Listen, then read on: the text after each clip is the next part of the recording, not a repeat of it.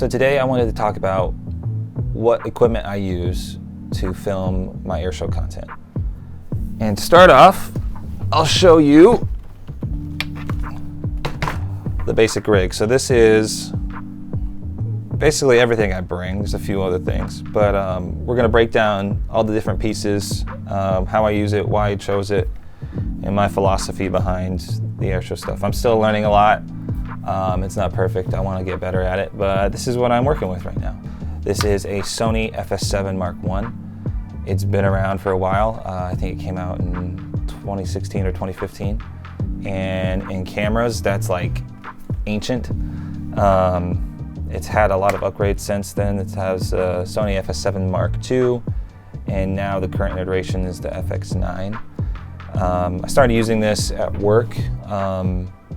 That's where I learned really how to make this a great camera. And now we have the FX9 at work, so we have the upgrade, which is great.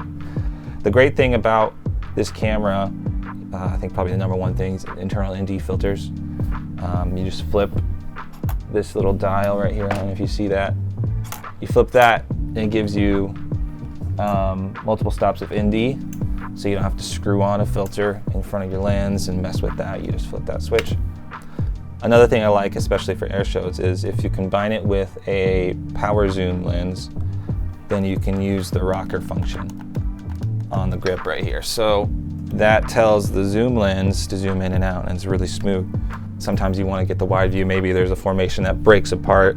I know the Blue Angels, the Thunderbirds, they all do that, where they do kind of like a burst, and you want to capture all of that going. It's kind of a cooler move.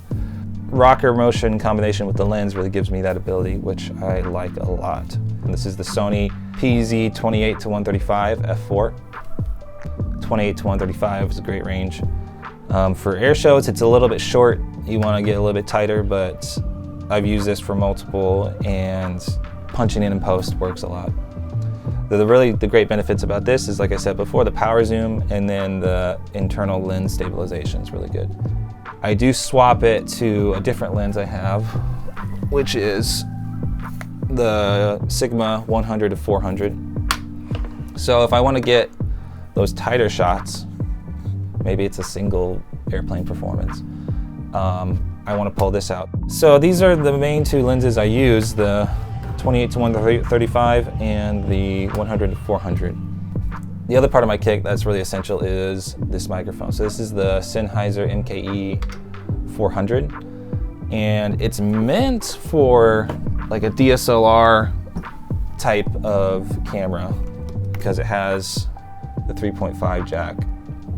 But I got this cool thing called the VXLR Plus. It's from Rode. Basically what it is, it's an XLR, but it has a 3.5 input, and it gives phantom power to your microphone from the camera. So I can go into an XLR port and it powers the microphone, which is great.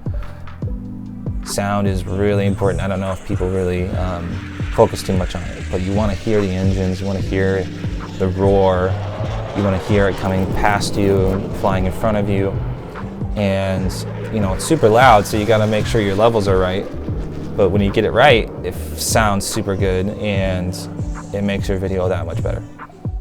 So if you like this video and you want to see more content like this, make sure to like and subscribe, and comment down below what you think of my rig. What do you use for airshow content if you do air shows?